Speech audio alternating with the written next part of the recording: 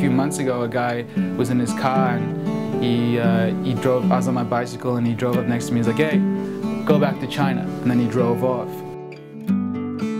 Ching Chong is definitely a word that has a lot of history in my memories, and it took too long for me to say something about it.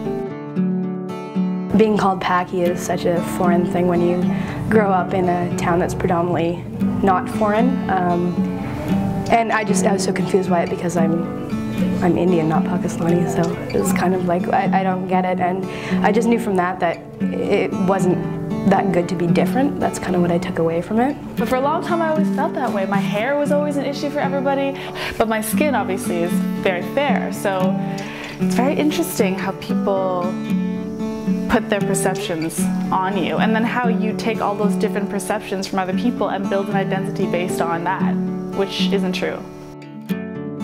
They were like, "Oh, you're so sensitive, you're so sensitive."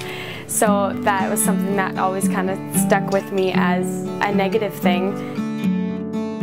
It's very typical in Punjabi culture as a woman to be quiet and submissive. So when you're a loudmouth, screaming, running around, asking for things, making a lot of noise and singing, it's not necessarily congruent with the way an Indian girl is supposed to be raised.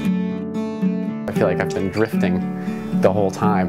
I'm kind of like running around, but it's been good. Like, I take that as definitely a gift. Boys used to like throw things in my hair and it would get caught on my afro, and they called me Velcro head for years because my hair was so fuzzy. Which is interesting because probably that diversity and that unique look was probably what landed me my job at Much Music. So it's interesting how those kinds of things work out.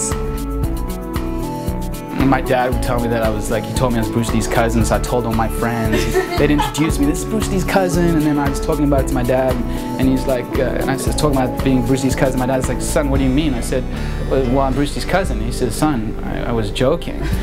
I became really funny, actually. I became like, that's what I wanted to do all the time, and just make people laugh and break that kind of barrier. As I get older, it becomes harder and harder for people to expect what I'm going to become. Lately I've found a more positive way to look at it. You really open up to people and you let their stories affect you, and then those will stay with you for the rest of your life. So sensitivity has been one of my strong points rather than one of my weak points when I was going through school. So it's been a good thing.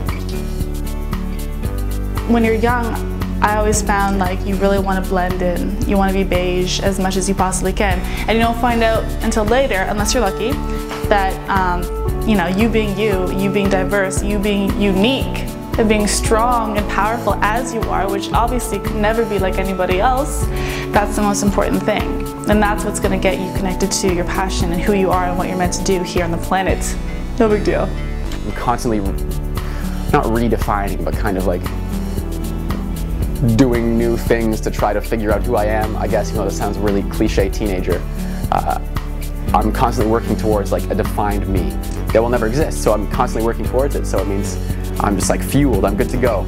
I'll constantly be moving forward, and that's what I want to do. I have a choice in how diverse I want to be, I suppose. I can be whoever I want to be, and as you grow older, you just realize, okay, you can create whoever you want to be in this life. So let's be Indian today, and let's go for sushi tomorrow, and let's experience everything, because that's the joy of life. When it comes to diversity and racism, don't ever let it sit in your heart for not even a second. It's not even worth it. Let it go, but don't forget about it. Do something about it. Tell somebody about it.